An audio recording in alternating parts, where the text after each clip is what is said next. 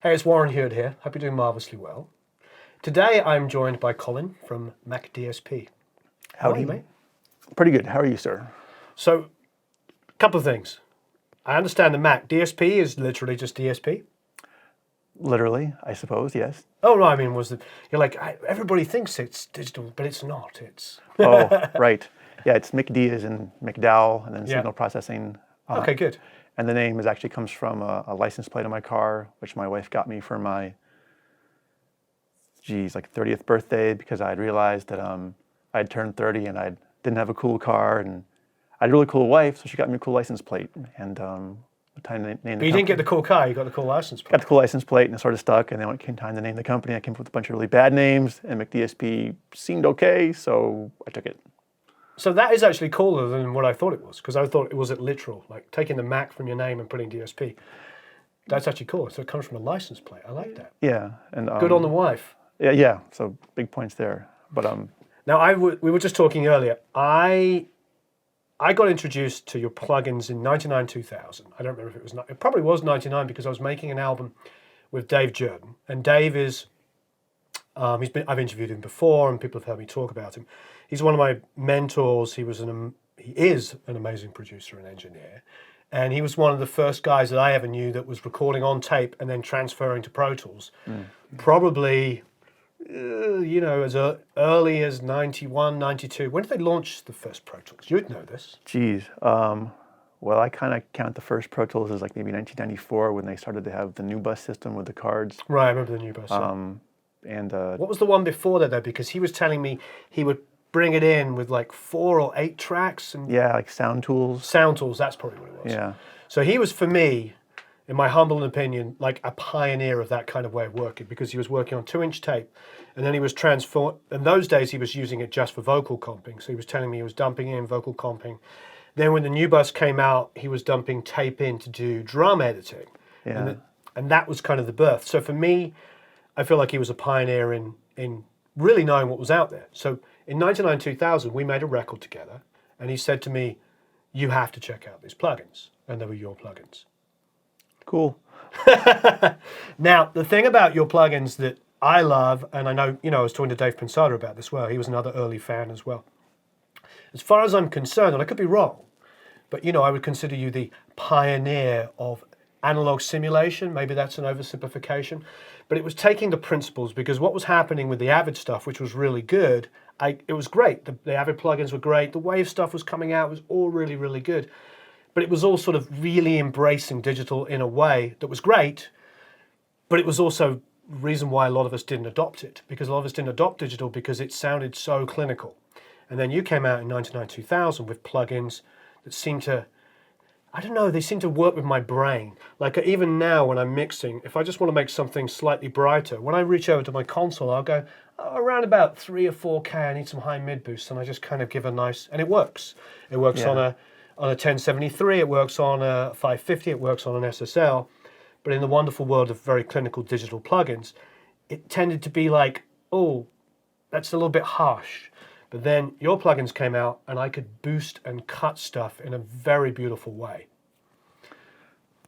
Just try to make something sound good. I'm not a professional mix engineer, but you sort of digital stuff, when it gets to its top of its dynamic range, it'll clip or sound bad. And if I was making a record, I would be scared of that. I would be worried that at some point in the production process, I would hit one of those points and it would sound bad. I'd either lose a take, or I would cause the mix to just go poorly and lose, the trust of the client, all that stuff. So I think when we started to look at how to mimic what the analog stuff was doing, it was more like trying to solve a problem. Right. You can't clip digitally, or you can't be so clinical that it's like, well, because if you shoot any EQ or compressor from the analog, the good ones, right? So you're like, wow, there's kind of like always a push and a pull, like kind of a yin and a yang. There's Absolutely. Always, and so when I want this much here, well, it'll give you some of that, but it'll also maybe take away something here, and so there's always kind of that kind of thing going on.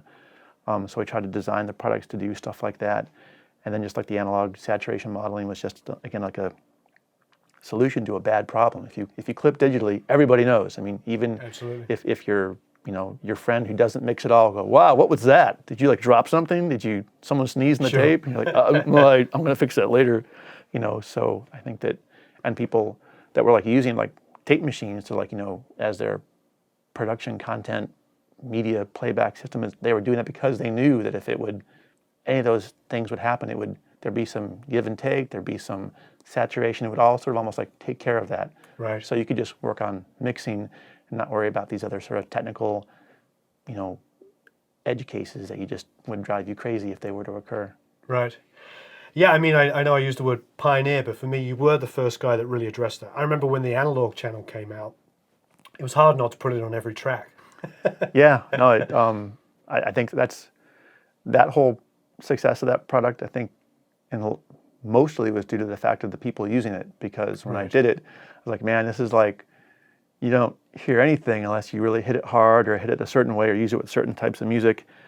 I don't know if anyone's even going to get it. But when we released it, and folks like yourself and many others were like, oh, this is exactly what I want. And instead of like being worried about, I'll have to get some kind of tutorial, like, I don't know, once a week in every guitar center on the planet. It was like, no, like all these people, oh, this is how you use it. Yeah, it's great. Put it on every track, and you just, oh, you understand. Great, fine. Well, I'm just going to go to the next product then. So I think a lot of the success of that product really came from people who knew what those edge case problems would be. They saw how it would address it. Oh, cool. Every track, I'm good. And they go on and mix. And I think also because, instead of worrying about those edge case problems, it was sort of taken care of so that the engineer could actually go back and focus on the mixing, which is what they're really supposed to be doing anyway. And so it sort of just helped them, gave them more time to do the work they really wanted to do and not worry about the problem stuff. I agree. I mean, that makes perfect sense, because guys like Dave and me, when I first started, even when I was working with Dave Sardi, 2004, even in 2004, we were still tracking largely to tape. Sure. And then transferring to Pro Tools from there. And we all saw the benefit of tape still, and there was really nothing. And so your plugins we used a lot there. It was a massive step for me. And now it's opened the floodgates, because now everybody's doing analog simulations and stuff like that. But the thing about the analog channel is, yes, you can sit there and you can identify different tape machines and you can change the bias and all this kind of stuff. I just keep clicking through until I get the one I like, because for me, sometimes I just want something to be slightly brighter. But I don't want to sit there and spend hours spending a long time auditioning lots of different EQs when I feel like it's subtlety. Because for me, I really firmly believe in what I call the 1% rule. And I've talked about this on and off for years. For me, it's like if you make everything just a little tiny bit better, at the end, you end up with something that's massively improved. Sure. It's like a good engineer. Like when we talk about like the Bruce Botnicks in America or Jeff Emmerichs in England, the guys that we all hold up as being the great engineers, they just spent that extra 5 minutes just making something sound a little bit better. Like, yeah, the guitar sounds good, but maybe if I move it an inch over here, is that a little better? A little tiny less compression? And that's what I feel like with the analog channel I used to get, before anybody else knew what was going on. You just put it on and you'd be like, oh, everything's starting to compoundly sound better and better and better. Yeah, I think that that was one of my really big concerns about it, is that someone would, I'm going to try this plugin out. They put it on one track and go, I don't get it. Oh my God. But if someone's like, oh, what if I put, like you said, if I put it on every track, oh, now it's all kind of coming together. Right. That's what I want. And that's, for like a plugin manufacturer, it's really kind of hard to, hope that the customer will say, yeah, just buy in completely and put it on every track, or really, Anyway, so it just turned out really well, and I'm happy about it. And thanks to all the customers out there that did it, you included. Tell us a little bit about your background coming up to that, because I know a little bit about that, but I don't think anybody else does. Oh, just about analog channel or about McDSP in general? Yeah, where you came from. Oh, me. Well, born and raised in Buffalo, New York. I grew up down the street from a hockey rink and from Moog Music. So my two things I like to do, I'd play hockey, or some kid on my soccer team in the summer, his dad worked at Moog Music and let me borrow a synthesizer, and I'd proceed to blow up my parents' stereo. Nice. And I blew up my parents' stereo. Yeah. This is good. And and I loved it. And then I remember at some point, I'm like, I want to know how to make a synthesizer. I want to know what a filter is, and an amplifier, and an oscillator. And my dad just sort of took some of his engineering books. My dad's a pretty smart guy. Here you go. So imagine like an 11-year-old kid opening up like a doubly, my dad went to Cornell University, so I'm opening up some like doubly circuits book. My dad went to Cornell, and I'm just like, there, that's a filter, right? He's like, oh yeah, that's a low pass filter. Oh, that's right. And see, it's got the underdamped and overdamped and critically damped. And yeah, you want underdamped, Dad. You're like, oh, I do? Because yeah, you get that big resonant peak. That's why I blew up the stereo. Okay, let me get you some more books, son. And so that's sort of how it started. I think also I was playing in bands like in high school, a little bit in college, and I learned, I knew that I was not a good musician. You know, I could be in a band where everyone else is really good. I'm just a keyboard player. Do, do, do. Oh, guitar part? Sure. Ding, ding, ding. Solo? That's somebody else. No. Singing? Not so much. But, you know, I could sort of get by. But then as I sort of did more of the engineering stuff, I'm like, wow, like, you know, I know what sound I want. So maybe I could do some of that. And even like, I think just, you know, mixing in general, that's another thing I'm not good at either. I'm like mediocre at that. But then oh, you want this tool to do this? Oh, I got that. Yeah, you want this, and you probably want one of these, and some of that, and that probably sound really good, like off the cuff, and people will be like, right. What? I'm like, yeah, that.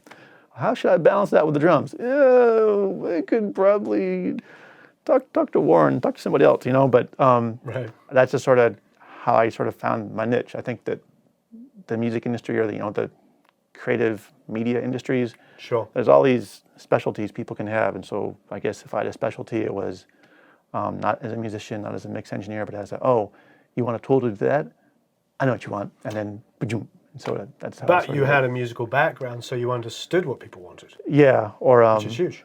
Yeah, or just kind of like, I wish when I did a mix it sounded like that. Gosh darn it! Listen to it for hours and go, oh yeah, like how you probably did something like that. And that's like good points. I think that some of the concepts I had for making tools, plugins, and what have you, came from listening to other people's stuff and going, wow, why does that drum set sound that way, sure, and mine sounds like crap, and be like, oh, okay, you know, and even naively, like, you know, trying things that were just wrong, or going to some of those, you know, other people's sessions and just kind of watching and going, oh, you mean you put like a mic on top of the snare and underneath it too, and overheads right. and all kinds of stuff, and some of it, you know, seemed kind of like I wouldn't have thought of that.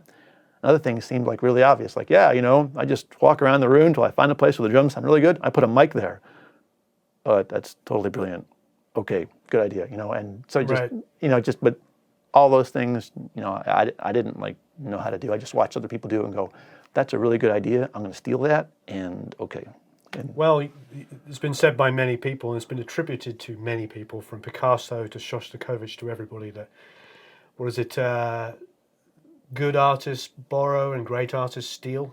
So, you know, it's okay to... Okay, well, I'm going to steal it, I hope. Right, but you took the understanding. The thing about having a musical background is like that can trigger, because you see a problem and then you come to solve it. Now, how did you get into the whole software side? Oh, well, after college I worked at IBM for a while. That's where I met my wife. But I always wanted to do the music stuff. So I think I have a thanks but no thanks letter from every engineering audio company, at least in America, twice over. And then I finally got a job at DigiDesign, doing stuff like sort of like Pro Tools third-party development stuff and some plugin work. What year was that? Geez, like 1995. I did that for a couple of years, and that was a lot of fun. And so I'd always been doing software, but never for the musical stuff. And I'd done lots of signal processing software, but never for music stuff either. So that was sort of my first like have a go at it. And that was a lot of good experience. I wound up working at Dolby for like a year after a couple of years at DigiDesign. And at Dolby, I just sort of realized that, gee, like Ray Dolby, he'd keep this like catalog of photos and stuff of when Dolby was first starting out. And it seemed really exciting. And I thought, well, I want to do something like that. So somehow I convinced my spouse, we didn't have any kids at the time, to quit my job at Dolby and start McDSP. And yeah. What year was that? Like 1998. So it was sort of a quick, 4.5, almost 5 years of working at DigiDesign and Dolby, and then thinking, I just really want to try this myself, because it seemed that it's kind of like if you're like an assistant engineer, you're like, man, I could almost do all this myself. There's a couple of bits and pieces here I'm missing, or I could do this. Sure. Oh, wouldn't have thought of that. But at some point, you just absorb enough of it, and you get really excited about it. Like, I can't wait. It's like Christmas. I want Christmas now. Bam! I'm going to quit my job and do it on my own. Yeah. What do you mean we just bought a house? We have a mortgage. What? And just kind of try to work through it. And right. I think that also that was a good time to do it too, because you sort of get, when you make that jump and you're on your own, yeah, it's all you. If you tell the band you can mix them, well, yeah, you sure as hell better, because There wasn't that many, I suppose, what would be the right word, boutique companies in those days. It was pretty much major plug-in manufacturers. Yeah, DigiDesign, Waves. that was kind of scary too. But I think I kind of had a lot of trust that the Pro Tools kind of community would sort of know what a good product was, like your 1% rule. I mean, if you're going to make something that's 1% better, only sort of that top tier kind of customer is going to notice. And so I thought, well, let's just give it a shot. And filter bank and compressor bank, analog channel, we still sell those today. And Yeah, I still use them today. Yeah. Every mix we open up when we're talking about how we did it, there's always half a dozen minimum on there. Yeah. And it's always, for me, the analog channel still is my go-to solve it kind of thing. When I used to mix a lot in studios, I had racks and racks of equipment. I have a lot of equipment, but there's studios I used to go into, they used to have even more than I do. Now they have less, but they used to. What I would always find, to be honest, was Fairchilds were obviously there. There was always great, a lot of tube stuff, a lot of transformers, a lot of discrete electronics. And one of my favorites always used to be a Verimu for guitars. And I never used to use that much compression on it. The needle would barely move, you'd barely hear it. But what it always did was sort of take care of the high end and just tuck it in. And the analog channel has always been my go-to do that. Yeah. What I'll do is, like, if my guitars are just a little tiny bit brittle, I just immediately open up the analog channel, I'll put it on the bus, guitar bus, and it just tucks in the high end for me. It does that same thing, and we're talking tiny amounts, but it's enough to me that it just saves that brittleness, that's all that digitalness that we find critical when people are criticizing, in the box mixing. They're talking about those kind of things. Yeah. But I was at AES 2 weeks ago now, and I talked to Andrew Sheps, and he's mixing entirely in the box now. It really comes down to plugins like yours that can actually solve a lot of the problems that we used to attribute to being in a wholly digital domain. Yeah. Now, we can mix inside of a box. I almost feel like, and I'm supportive of people using summing, but I almost feel like summing, if it's recorded well going in, summing is not becoming even that necessary anymore. There's going to be a lot of discussion about that, because I feel like the thing about summing is it adds a lot of transformers and discrete electronics. But if I've recorded my stuff with a ton of 1073s and 312s, yeah, you already have that in there. I've already got a huge build-up of transformers, and there's a lot of weight in there. So, with your plugins, it opens up the ability now to not even have to use summing. Yeah, well, we'll see how that goes. But yeah, but yeah. I mean, I think that also, when people are making creative stuff, when they find something that works, I mean, it's like it's not like math. 2 + 2 is 4, or Sure. a sync function looks like this or whatever. It's subjective, but when they've accomplished a subjective goal that is appreciated by many, Sure. they're not going to change anything. And I wouldn't. If I did analog summing, or if I used analog channel or whatever, I just would stick to that. Oh, this is the tool that helps me do what I really want to do. And you're like, okay. And then, so it's like your favorite guitar. Why would you get rid of your favorite guitar if this is the guitar I wrote my #1 song on? Well, you're probably going to keep that for a long time. No, I agree. And I think that is a very important thing to talk about, because there are certain pieces of equipment I think that up-and-coming people should aspire to. I think one really nice Class A mic pre to get your signal going in. Yeah. A decent dynamic. One at least mid-price. A mid-price, unfortunately, is a lot more expensive than people want to admit, but a mid-price condenser, minimum, like kind of a $500 price range is where I see the beginning of a condenser that I would call higher quality. But those two pieces with an SM57 maybe, that gets most of the signal going in. But then I think we're in a world where we're talking about knowing, love what you know, and know what you love is more important than maybe sitting out there and maybe having 10,000 plugins where you open up an EQ, your EQ's in Pro Tools, and you're sitting there, or whatever DAW, and you literally have 150 different EQ plugins. That's fantastic, but I don't know about anybody watching here, but I don't have the time to audition every single one of those EQs. I'm better off having 2 or 3 different variations that I understand than I am having 2,000 or 3,000 variations that I have no idea of. Yeah. And so I agree with that. Yeah. So once you find what you like, that's what you like, and that's okay.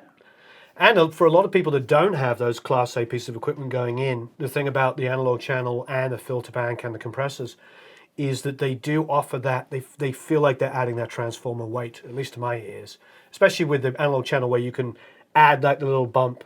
That's really nice. The tape bump has always been a... No, totally. And I think also it kind of like almost comes full circle because someone who maybe didn't use higher quality mic pre, for example, on a particular project and they use analog channel, oh, that really helped it. That might help them come around to the next time they want to purchase another, mic pre. They go, maybe I should get that like more top of the line one because I bet you I'll get more of that sound up front. Yeah, whatever it is they're looking for. Transformer weight. I like that term. It's kind of cool. Yeah. That transformer weight, whatever it is, they go, oh, okay, yeah, and then they get develop an appreciation for it and hope it sort of comes around full circle, and yeah. And that, just so we were talking about with using multiple analog channels, it's amazing. You use one mic pre 100 times over. That gives you so much more weight. But if you A/B a $200 mic pre and a $1,000 mic pre, you A/B them going, yeah, it's slightly better. But again, slightly better times 40 tracks. Yeah, it's like your 1% thing. Oh, it's 1% better here, and the next track, and the next track, and the next track, and it's like, wow, this is how banks make money. 1% on my transactions, 1% on all my tracks. Okay, great. I like that analogy. That was a good one. Yeah, that's how banks make money. And so, what the Warren Buffett thing, when they asked him, how did you become so wealthy? He said, compound interest. Yeah, totally. I think there's a little bit more to it than that, but that was a nice simplification. It makes perfect sense. So you have some new products coming out? Oh, we have this thing called the SA-2 Dialog Processor. It's got a post-centric kind of name, like, oh, dialogue. Whew, I don't do voiceovers. I'm not doing movies. So what? But it's based on a box that was used to kind of like we're talking about. Take the edge off a dialogue, particularly, especially in movies where you have lots of other competitive sounds, like Foley, a sweeping soundtrack, and other characters talking. And you want to have also a very loud experience in the theater, so the dialogue really has to cut through. And when you get that, sometimes you have a lot of the sibilance of the voice, causes all these signal spikes that you don't really want, or makes the listening become fatiguing. That's this product does. It sort of takes care of those types of spikes, but extend that to then singing, vocals, wow. Or maybe just your drum kit where I wanted that hi-hat to cut right through, and now I've accomplished that mission, but gosh, it's just killing me. And so you might say, I'm just going to notch it out, and then that doesn't really sound good, or I'm wasting my time. So this kind of device, the SA-2 Dialog Processor, just has 5 bands of kind of active equalization, and just kind of like they sort of hunt, seek, and find those spikes, and just do just a little bit. And we're talking like like a dB or 2 here or there, but it does what you need to do. And for dialogue, which is what originally was designed for, it does it really well, but it also extends to other stuff as well. Well, let's check out the SA-2 on a vocal and see if we can create some rock and roll history. Sounds like a plan. Oh, so total in-joke. SA is short for Sonic Assault, but so my dad, he's a signal processing engineer like me, but for radar for the Air Force, for real signal processing, as they call it, like very sophisticated stuff. So the SA-2 is a Russian... Don't start me on radar and stuff like that. I'm like, this studio's called Spitfire. Oh, well, there you go. Okay, so we can have a whole radar conversation. There's a whole on there. So my dad works a lot with like aircraft and aviation electronics. So the SA-2 is really, if you Google it, it's the very famous Russian surface-to-air missile launcher that was quite the conundrum for many American engineers doing stuff with planes. And how can we make a plane that doesn't get shot down by that? So when we thought of a name, I thought, let's call it the SA-2. And I kind of chuckled. Why are you laughing? Why is this funny?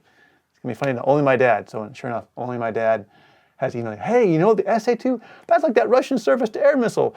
Do your customers know you're just... I'm like, no, Dad, only you. Only you have picked up on this. He's like, that was kind of the joke, that only you would And if notice. we're rolling now, the whole world. Oops. Well, there you go. No, that's cool. Anyway, so there you go. So that's what it stands for. So the SA-2 Dialog Processor, it's pretty simple stuff. You got input and output controls. You have 5 bands. They are strategically placed active equalization sections. there's a threshold to determine where the active equalization kicks in, anywhere from 0 to minus 48 dB, and you can deactivate or activate each band independently. That's pretty much how the original box worked. Additionally, I'm just going to move some knobs. It has a couple of modes. These are effectively ballistic modes. So the first mode is for your ballistics. You can have a normal operation, something that's more gentle, perhaps like for a two-track mix, or something more aggressive, hence the name Assault. Then we have 4 band modes that take the 5 bands and sort of move them around a little bit. There's a narrow, each band's a little more narrow. There's a normal operation, a wider scope, and sort of a variable as you go across the spectrum. Without giving away, I guess, the secret sauce part, the idea is that the box, any one of these band modes that you pick, every active equalization band is sort of takes into account what the other one may or may not be doing, so that when they all happen together, they give you a sort of a consistent, if you will, de-essing kind of sound. But it's clever. And so if you put it on your dialogue stuff, it can handle all those dialogue spikes. You put it on a vocal, it handles the same kind of stuff. Put it on your drum sub or your hi-hat's really zinging through. You just want to take a little bit of that off. Warren used the expression sort of, tuck things under. It's almost kind of like that a little bit, only it's a little more frequency selective, but it works really well. So I'm going to just hit play here and see if I can not screw up this vocal. Which is... That's my job to screw it up. No, I'm sure you wouldn't do what I would do. But anyway, just hit play. You think that I'm blind, so that I'm not blind. tease a little bit. See, I'm just going to... One more go. See, even though I dropped the threshold, it's not doing anything. You think that I'm blind, and that is okay. Just trying to find a point where I'm doing something. One more go. Do it now. You think that I'm blind, I'm not blind. I wouldn't mind. One more go. Do it now. You think that I'm blind, I'm not blind. I wouldn't mind. One more go. Do it now. You think that I'm blind. And that's the piece that think that I'm blind. Yeah.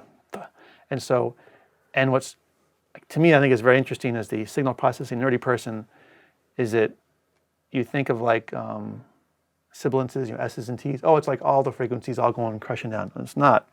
Sure. It's very much like, it's like there's a little bit here, there's a little bit there, there's a little bit over here, and in different amounts. And sometimes it can be very heavy at the extremely top, frequencies, and sure. maybe not so much, or vice versa.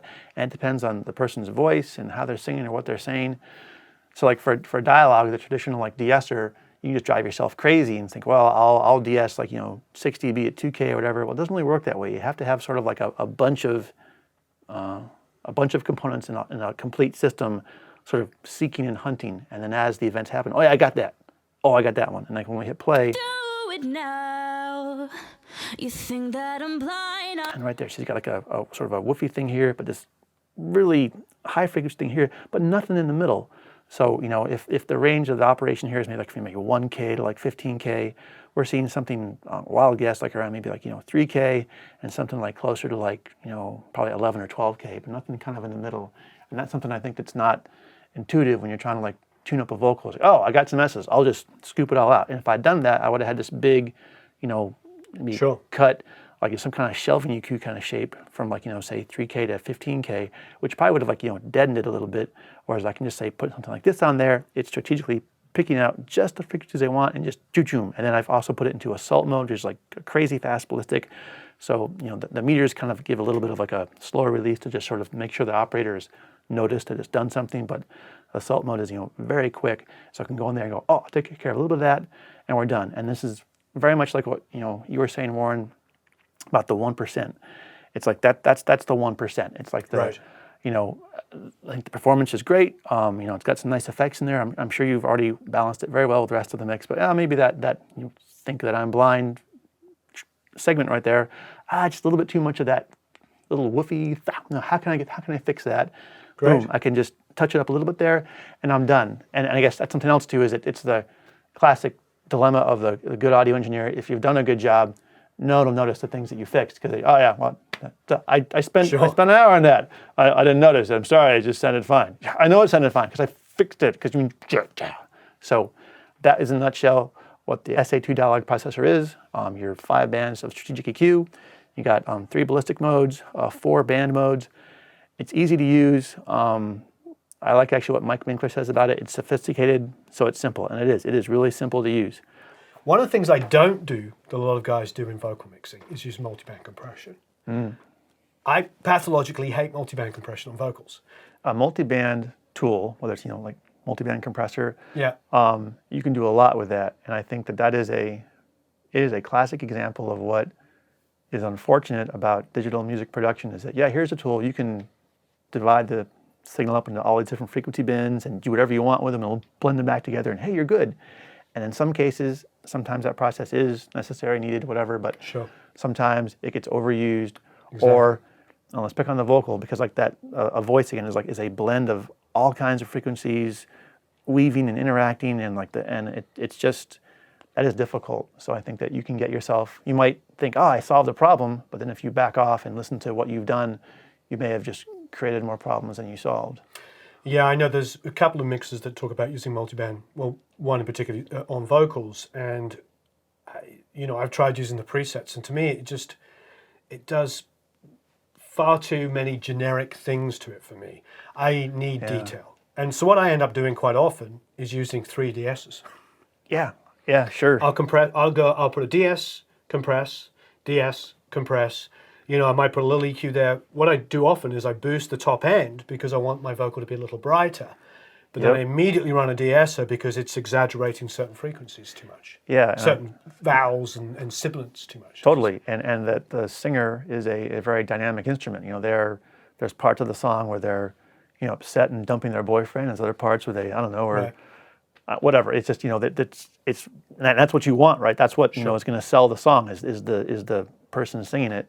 And so to have that really expressive take is what you want, but then you want to make it balance with the mix, and you have to blend it in, or you have to boost the high to make all the words cut through against the guitars or whatever else, and then you have all those spikes, and you have to take care of them.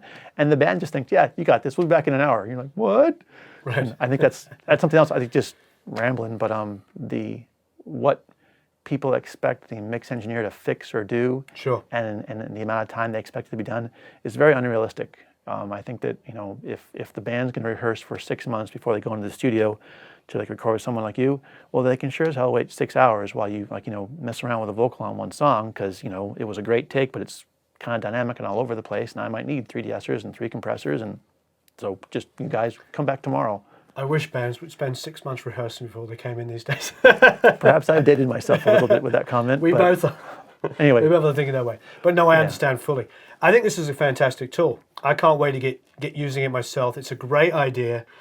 And it sounds like it's going to probably save me 4 plugins. It might.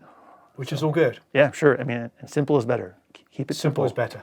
I mean, I say this very often. We look around and we see Pultecs and we see 1176s and DBX 160s. All these pieces of equipment that you see in every studio in the world. And they all have one thing in common. They have 2, 3, or 4 knobs that just kind of do this.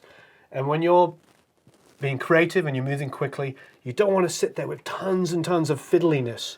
As much as I love a plugin that maybe is a compressor, EQ, limiter, multiband compressor, distortion unit, whatever. As much as I love that idea, literally, if you present me with 4 graphics, 18 sliders and rotary controls, I'm just going to be like, I like simplicity, because in a world where you're trying to be creative, I don't want to have to sit there and analyze every single move I've done. I want things to be more intuitive. Yeah, I think that's also why a lot of, great songs from, let's pick the 60s and the 70s, but a lot of those productions, if you went back and just said, what gear did they have at the time to do that? Sure.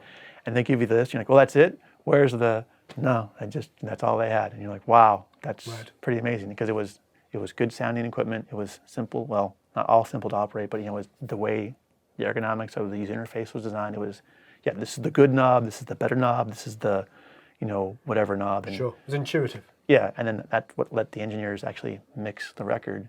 And that's why you have a lot of really great mixes that you'd think after 40 or plus years there's definitely good music out there now, but there's stuff that's older than me, and it's like, wow, that sounded amazing. How the heck did that person do that? Wish I could do that. Right.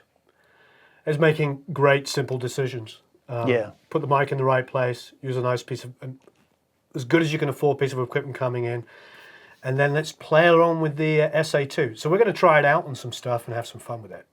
Sounds good. But I love the idea of it, and I love what it was just doing there.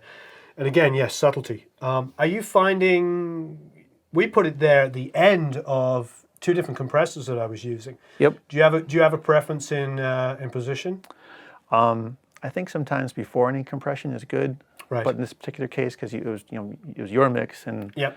I was pretending to be an assistant engineer and saying, okay, the guy wants me to come in and fix this one thing. Well, I'm not going to change anything then in the Right. the effects chain. Just put here or a tag on our thing at the end and see if we can address this problem. If it doesn't quite do what we want, yeah, maybe then we think about putting it pre-compression. But yeah, I just put it at the end of everything because you'd already done a pretty good job. I didn't want to mess it up. If I was starting from scratch, put it on the beginning of the vocal, you think that would be a preferential way? I think so. Yeah. Or like you said, if you wanted to, you're boosting some high end in the vocal, Sure. do that and then put the SA-2 after the EQ. Okay, good. Yeah. That gives me ideas to try. Yeah. Thank you ever so much for coming down. Thanks for having me. Thanks for showing us this new plugin. Thanks for telling me and everybody here a little bit about the history of McDSP. I'm a big fan of your work. I'm sure a lot of people watching are big fans, and I can't wait to get this plugin and start using it on all my mixes. Sounds like a plan. So please, as ever, subscribe, go to producelikeapro.com, sign up for the email list. You'll be getting some information about the premium channel soon, and we'll have some more information on Colin's stuff at McDSP coming on that.